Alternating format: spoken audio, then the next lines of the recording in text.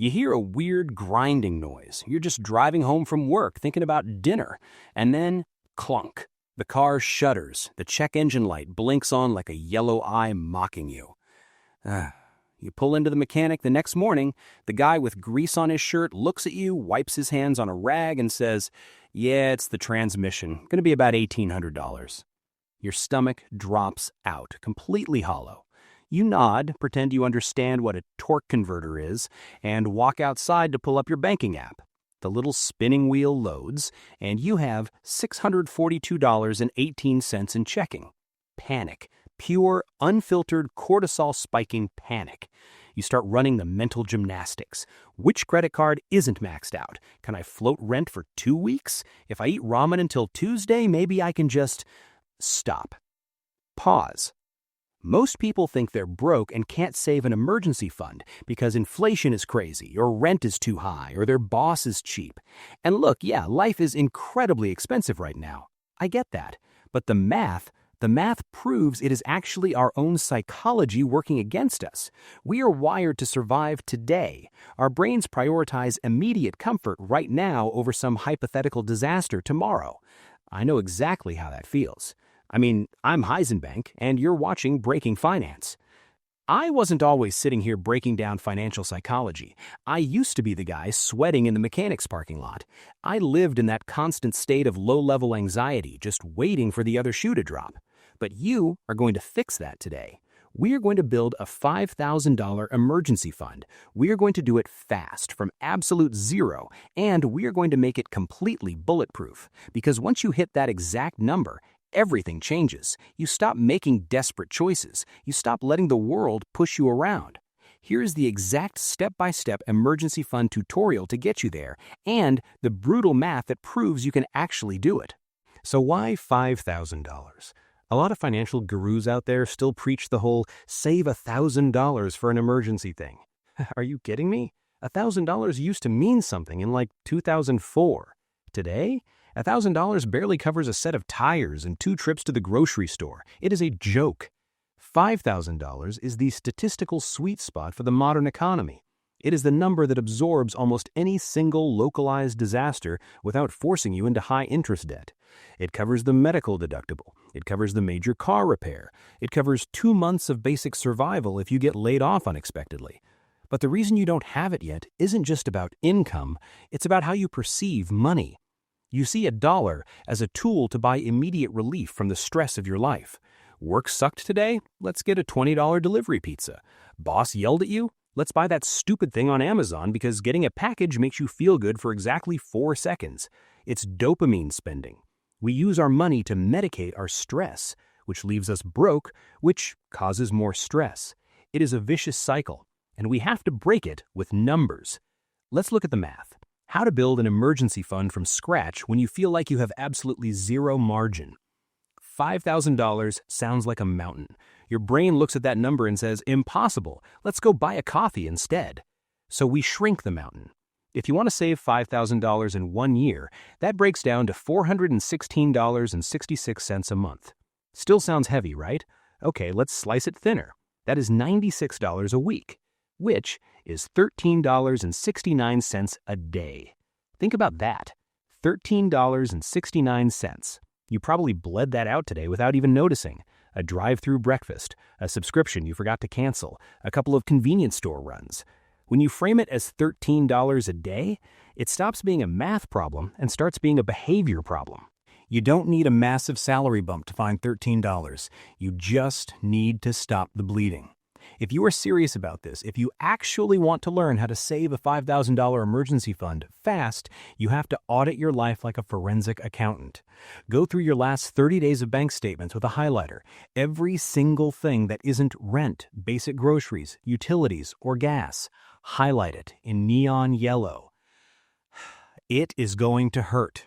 You're going to look at that paper and realize you spent $300 on restaurants and $80 on streaming services you don't even watch. Cancel them. All of them. Netflix, Spotify, the gym you never go to. You do not get to be comfortable right now. You are in financial intensive care. But hey, maybe you run the numbers, you cut the fat, and you still can't find that $416 a month. Maybe your rent really is taking up 60% of your take-home pay. This brings us to the income side of the equation.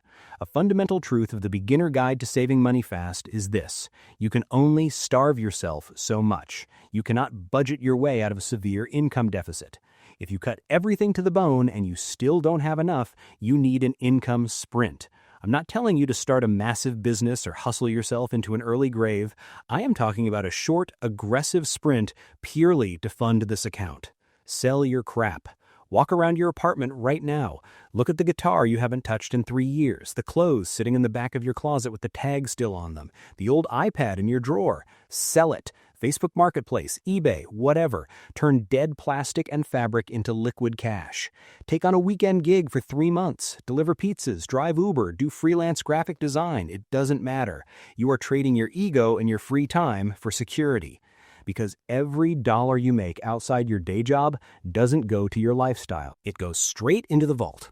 Speaking of the vault, where to keep your emergency fund? This is where people mess up right at the finish line. Do not, and I repeat, do not leave this money in your primary checking account. If it is sitting right there, right next to your debit card balance, your brain will start playing tricks on you. Suddenly, upgrading your phone starts feeling like an emergency. Suddenly, that weekend trip with your friends feels like a mental health emergency. You need friction. You need to put this money somewhere that is annoying to access, but not impossible. And whatever you do, do not put it in the stock market. Do not put it in crypto. Emergency funds are not investments. They are insurance. You do not care about the return on your car insurance, right? You just want it there when you crash. Same concept. If the market tanks 20% the exact same week you lose your job, you are completely destroyed. The absolutely best high-yield savings account for emergency fund storage is an online-only bank. Marcus, Ally, Discover, SoFi, pick one. Right now, a lot of these are paying around 4 or 5% interest, which is great. On a $5,000 balance, you are making maybe $200 to $250 a year just for letting it sit there. But the real reason we use them is the buffer. When you want to pull money out of an online savings account and move it to your local checking account, it usually takes 1 to 3 business days. That time delay is your best friend. It completely kills impulse spending. If you see a television on sale for 40% off, you can't just swipe your debit card. You have to initiate a transfer, wait 48 hours, and by the time the money actually clears, the dopamine rush has worn off. You wake up and realize, wow, I don't actually need a 70-inch TV. I need to pay my electricity bill. Friction saves you from yourself. So you've got the account, you've got the daily target. You are bleeding out the unnecessary expenses and sprinting on the weekends. Now we have to talk about the hardest part, the actual definition of an emergency. Because if you don't define the rules now, you will absolutely steal from yourself later. Rule number 1, is it unexpected? Christmas is not an emergency. It happens on December 25th every single year. You know it's coming. Annual car registration is not an emergency. Rule number 2, is it necessary? Fixing the transmission so you can get to work? Necessary. Replacing your working iPhone because the battery life is getting a little annoying? Not necessary. Rule number 3, is it urgent? A medical bill that will go to collections if you don't pay it today? Urgent. A massive sale on flights to Europe? Not urgent.